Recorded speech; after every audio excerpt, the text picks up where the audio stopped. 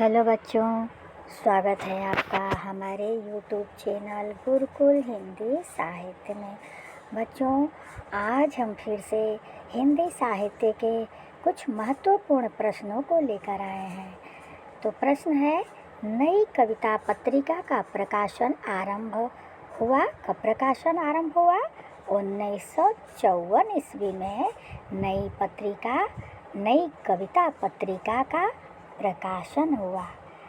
अगला है, नकेनबाद के किस काव्यधारा के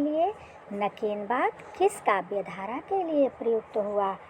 तो छायावादी काव्य, प्रगतिवादी काव्य, प्रयोगवादी काव्य, इनमें से किसी के लिए नकेन एक खुद का अलग बाद है जो नई कविता के लगभग बाद ही आया।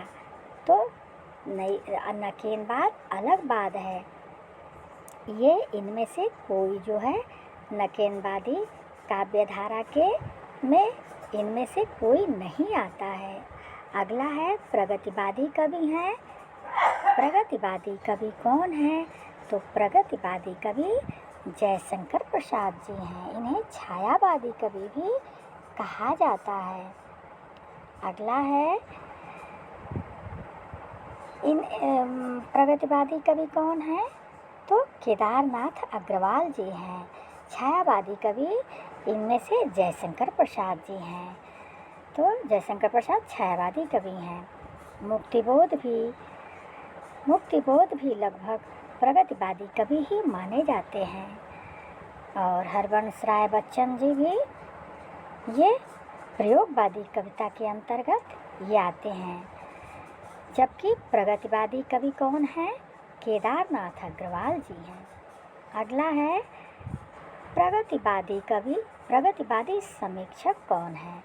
तो रामविलास शर्मा प्रगतिवादी समीक्षक हैं। अगला है, अपने काव्य जीवन के उत्तर में यानी बाद में अरविंद दर्शन से प्रभावित कौन से कवि हैं?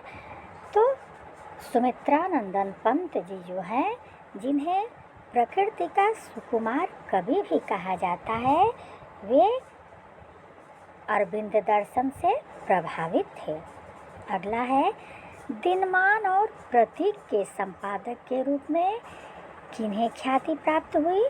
तो अज्ञेय जी को, हीरानंद सच्चिदानंद वात्स्यायन अज्ञेय जी को जो है दिनमान और प्रतीक पत्रिकाएं उन्हीं की हैं और उन्हीं का उन्होंने संपादन भी किया।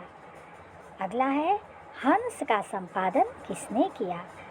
तो उपन्यास सम्राट, कहानी सम्राट प्रेमचंद्र जी ने, मुंशी प्रेमचंद्र जी ने हंस नामक पत्रिका का संपादन किया। तो बच्चों, मैं अपने इन्हीं शब्दों के साथ अपनी वाणी को विराम दे रही हूँ। अगली वीडियो में मैं महत्वपूर्ण प्रश्नों के साथ आ रही हूँ। तब तक के लिए धन्यवाद।